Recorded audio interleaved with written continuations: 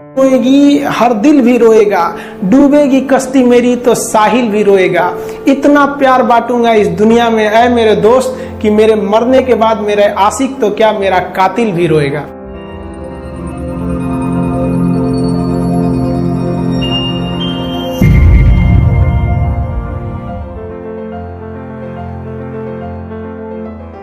देखिए, खुशी कब मिलेगी आपको?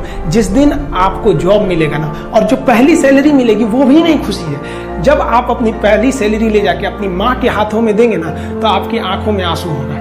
आप याद करेंगे कि जिस माँ की उंगलियों को पकड़कर हमने चलना सीखा, आज उसको हमने अपनी पहली कमाई दिया है। और जब कमाने लगेंगे ना, तब समझ में आएगा कि लाखों रुपए की अहमियत कुछ नहीं है, वो 1 रुपए के आगे जब माँ स्कूल जाते वक्त दिया करती थी। और गौर से देखा करो अपने माँ बाप के आंखों में, ये वो आईने होते हैं जिसमें बच्चे कभी बूढ़े नहीं होते हैं। जिंदगी जो है ना, वो एक एग्जाम की तरह है, और इस एग्जाम में ना ज्यादातर लोग फेल हो जा रहे हैं। क्यों फेल हो रहे हैं? क्योंकि वो एक दूसरे का नकल कर रहे हैं और उनको पता ही नहीं है कि सबका क्वेश्चन पेपर अलग है, इसीलिए फेल हो रहे हैं। तो जिंदगी में सबकी समस्याएं अलग होती हैं। आप दूसरे की समस्या से केवल साहस ले सकते हैं, उसका तरीका नहीं अपना सकते। हिम्मत बनाए रखिए कि नहीं, हमें भी इस सफलता को पाना है। और ये जिंदगी जो है ना, एक अजीब सी रेस है यार, समझ में नहीं आता है। अगर तेज भागिएगा तो आपके अपने पीछे छूट जाएंगे, और धीमे दौड़िएगा तो आपके अपने ही आपको पीछे छोड़ के चले जाएंगे।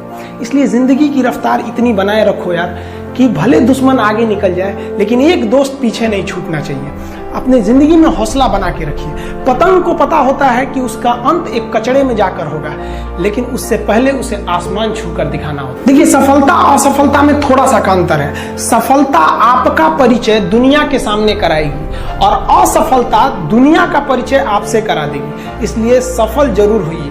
देखिए, 97% लोग जो है ना, वो थक के किसी काम को छोड़ देते हैं, और जिंदगी भर उन 3% लोगों के लिए काम करने लगते हैं जो कभी भी हार नहीं मानते।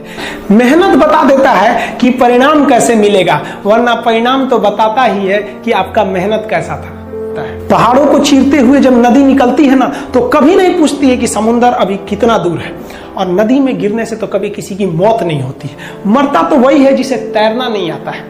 तो हम सब परिस्थितियों के आगे हार जाते हैं। हम हार जाते हैं, परिस्थितियां सबके सामने होती है। जो डट के रहा उसे मंजिल मिली, और जो नहीं डटा वो हार के चला गया। जब हमारे पास परिस्थितियां आती हैं, हम घिर जाते हैं चारों ओर से, तो हम परिस्थितियों को दोष देने लगते हैं, न कि उस परिस्थितियों से निकलते हैं। कोई मस्जिद जाता है, कोई मंदिर जाता है, कभी सोचा है भगवान को कितना बुरा लगता होगा? सोचते होंगे कि बंदा केवल हमसे मांगने ही आता है। यार, कभी मिलने भी आया करो। हमको तो लगता है किसी दिन भगवान निकल के बोलेंगे कि यार, केवल तुम लोग हमसे मांगने ही आते हो, कभी मिलने भी आया करो। तो भगवान से या अल्लाह से सबसे एक दुआ मांगिए कि आप हमको मुसीबत देना है, आप दीजिए। आप जिस तरह से हमें खुशी देते हैं, उसी तरह से हम आपके दिए गए दुखों को भी अपनाएंगे। लेकिन हाँ, उस दुख से लड़ने की हिम्मत भी जरूर दीजिएगा। और सबको अपने अपने कर्मों का पता होता है। यूं ही गंगा किनारे इतनी भीड़ नहीं लगी रहती। देखिए, जिंदगी में आपसे भी कुछ गलतियां होंगी, और गलती किससे होती है? जो काम करता है, मेहनत करने वालों से ही तो गलतियां होती है। निकम्मों की तो पूरी जिंदगी निकल जाती है दूसरों में कमी ढूंढते ढूंढते। और दुनिया में ना किसी भी समस्या है भाई, उसका सबसे अच्छा एक टोल फ्री नंबर है। दुनिया की कोई भी समस्या का सबसे टोल फ्री नंबर है दोस्त। एक बढ़िया दोस्त बनाओ भाई, 2-4 लोगों का, और उनसे ही आप पढ़ाई लिखाई हर तरह के डिस्कस करते रहो। दोस्त से बढ़िया टोल फ्री नंबर कोई नहीं है, हर चीज का इलाज है। और कुछ दोस्त जिंदगी में तो ऐसे बनाओ ना, जो आपकी प्रॉब्लम को वैसे ही समझ जाए जैसे डॉक्टर की लिखावट मेडिकल स्टोर वाला पढ़ लेता है। और एक बात और, ये जो अच्छी किताबें होती हैं और अच्छे दोस्त होते हैं ना, जल्दी समझ में नहीं आते हैं। लेकिन इसलिए दोस्ती बहुत अच्छे सोच समझ के कीजिएगा, क्योंकि कहा जाता है कि एक आम 10 आम को सड़ा सकता है, लेकिन 10 अच्छा आम एक सड़े हुए आम को कभी ठीक नहीं कर सकते। इसलिए अगर आपको कोई आपके सर्किल में, कोई आपके करियर में कोई बाधा आता है, तो तुरंत बाहर कीजिए, उनसे कोई इग्नोर मत कीजिए।